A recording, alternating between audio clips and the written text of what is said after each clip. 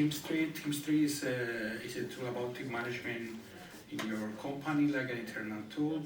Bala Sidavi is within you. She's in biotech company, they do robotics. They actually created also their own, I don't know if you know Arduino, and all these IoT, they created Kipruino from Cyprus. And they work also with companies in India and globally. They do tests, psychological tests. The ice cream that you see is Ice Cream Swap. If you are into the crypto war, it's one of the most famous. Actually, it's like an aggregator of different prices and other crypto exchanges. Infotropic is a company that do also layers, crypto, NFT development. Glidi, it's on cross-border payments. It's a fintech that also uses both Bitcoin as a layer to do a very promising, one of the most promising actually startups of the island, going global right now, Glidi. And Pilot School Finder is a company, a Cypriot company now, but the founder is from Korea, and they're doing one of the most academies about pilots. And Roomsync, it's about, actually Roomsync, I have a video over there. I will show you the video. Yeah, just remember this, maybe it is. Then I will have voice notes.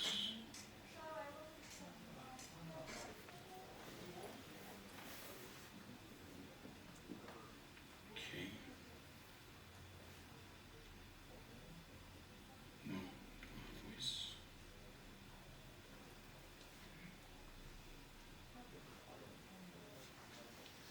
Anyhow. Sound is almost tricky.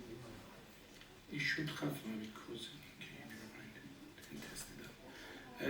It's on the hotel industry, and they do an app about hotels, etc. So, do you want to, Andrey, Theo, just come? If we have, now is the time for you to ask questions, whatever you like about what you have heard. Guys are here to answer it. Just take this. Why not trade more? Wait.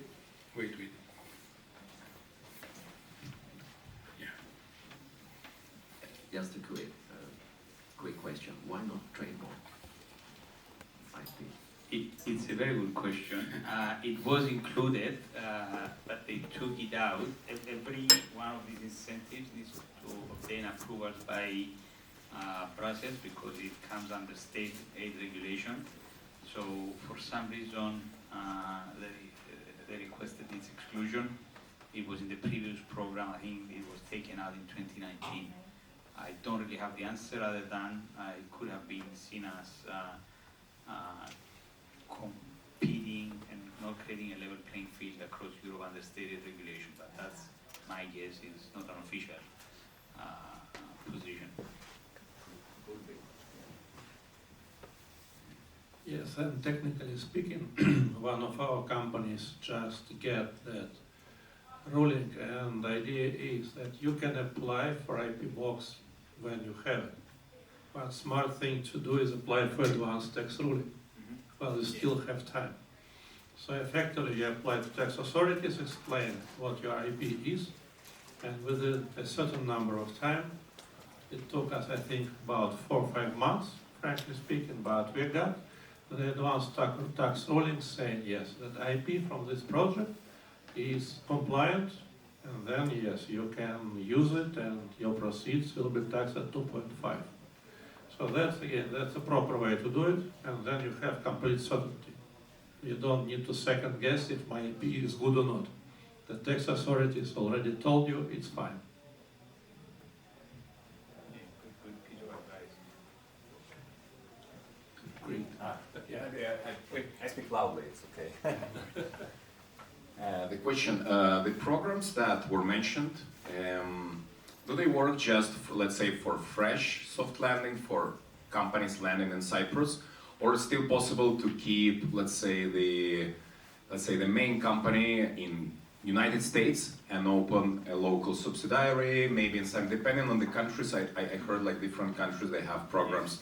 You need to open a local office, maybe you know, a couple of employees. Is it like possible to keep your, let's say, headquarters company and just have a local one, or it's, and if it's also necessary to completely move physically, is it still possible to operate distantly by keeping, let's say, I don't know, USA-based company as the main one, and to have like a European, let's say, headquarters in Cyprus, yeah, for different type of operations? Yeah, thank you. It's a good question.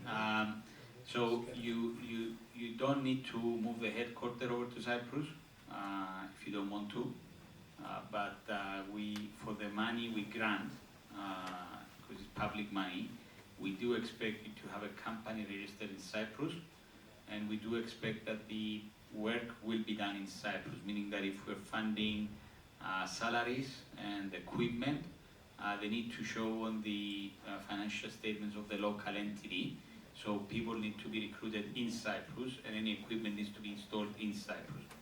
So this is the requirement in terms of the funding rules.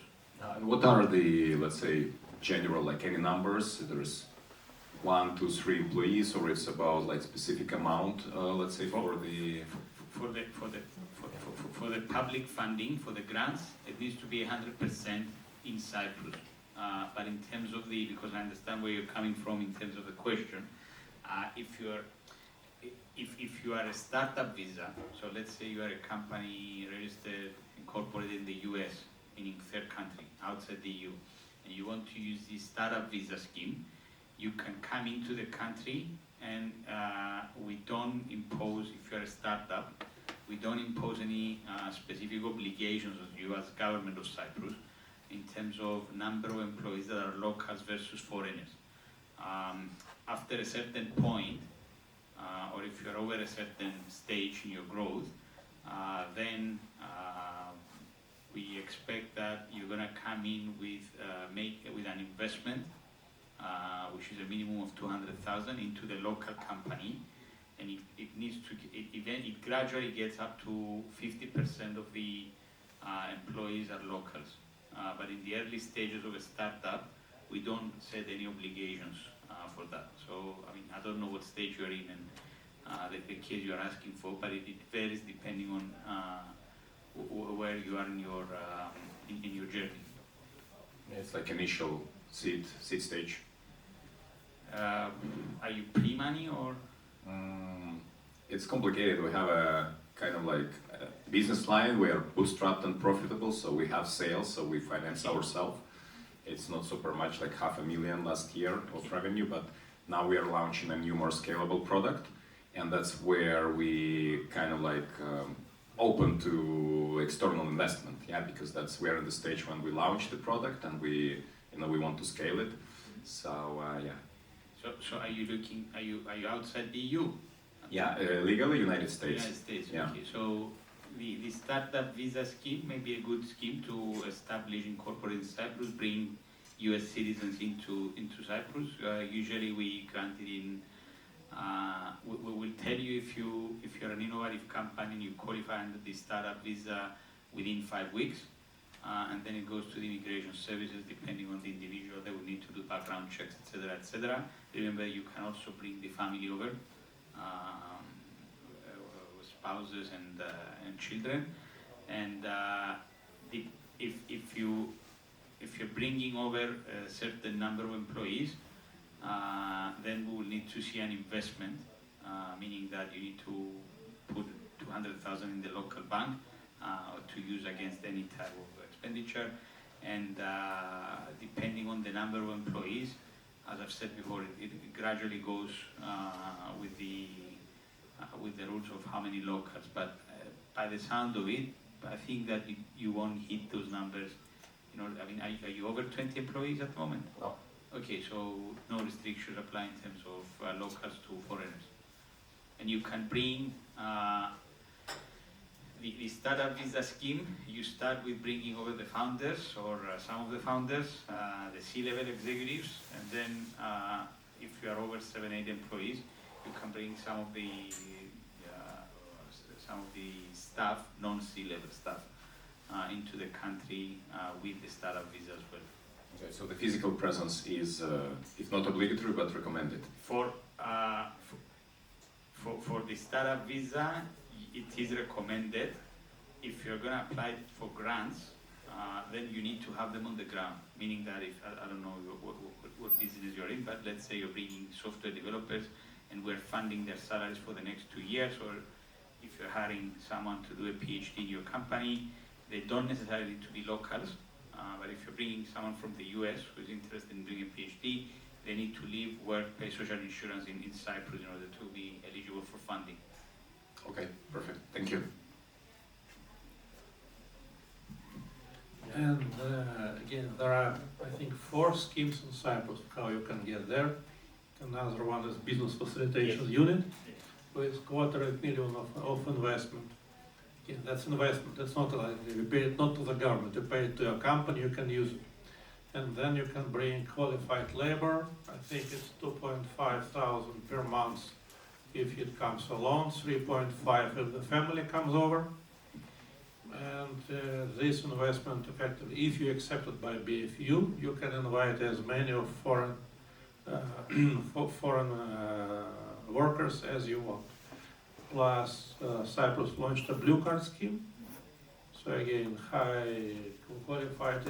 I think it's agriculture and IT now, right? I think these two. So IT is also on the list. You can also apply for blue card and have a blue card and work at it. So Cyprus is really flexible in terms of how to get there to work and do business. Yeah, and so hopefully it's a simple one. What sort of things do you look for? What stands out for you in an applicant? For whom the question is? For both of you. Okay, I'll start for a change. Yes, if applicant comes to us to apply for acceleration program, we need obviously to understand 3 things as usual. Like first, we need to understand the team. We need to see that the team is competent and it covers all the key features it needs to for project to be able to succeed. Second thing that we validate is how they see competition, like what's their competitive analysis. And as we do early stage, they quite often come without a product. They quite often come with an idea or an MVP or prototype or whatever it is. So they need to be able to do predictive analysis of the competitive market landscape so that we know what are the modes here. Like when you finally develop a product, is it still a blue ocean or not? And third is go-to-market strategy and way to sell it, like whom to sell, how to sell it, and for what price, to all that stuff. We need to be convinced that you know what you're speaking about. So for us, it depends on which program you're looking at. But overall, we're looking at the science, the technology underneath the product, the product itself, its ability to have commercial impact, and the team and their ability to deliver. But depending on which stage you're at, the requirements are different. So if you're in the very early stages, obviously we don't expect to see a team to be on board at that stage. It's more about the founder's drive, ambition, and ability to bring the additional members of the team in once he secures or she secures funding from us. If you're at the STEP program, which is the production lines, obviously you need to have a product which is ready to manufacture, meaning that you're done with your R&D, you are ready, and you need to have the money, be it investors or bank or loans or money in the cash in the bank, in order to fund or co-fund with us the investment. If you're doing a PhD in industry, obviously it's the level of research that you're going to carry out, because in addition to actually having commercial impact, we want you to be granted with a PhD title, and that means that you need to have someone supervising you at the university, and so on. But overall, technology, product, impact, potential to have impact in the market, and the team. And as I've said at the very beginning, we look right from the start for the ones that have game-changing innovations globally, and by globally, not to be misunderstood, it also refers to outside of Cyprus, even on a regional scale. If it's good enough, if it has significant market opportunity, usually the evaluation committees will select it and fund it. Thanks. Great, anybody else? I have a question. How is life in an island that 20 minutes you can be on the mountains hiking and 20 minutes you can be in the sea? If you have time to do it. Look, Cyprus is a very it's a very cosmopolitan place these days. Things have been changing in terms of connectivity. Things have been changing in terms of ability to attract high-skilled and talented individuals into the island. So these days we do see a lot of people who do, because of the incentives and so on, who choose to live and work from Cyprus. It's a very safe country. As Pani said, you can be up on the mountain skiing in the winter time, or at the beach sipping a coffee, or why not even swim, even in the, I mean, it was 15 degrees when I left the other day from Cyprus to come here. So it's a nice place. There are more schools for international students, so things are changing. The government is doing a lot, not just to support businesses, but to create an environment where everyone is welcome, everyone feels like home.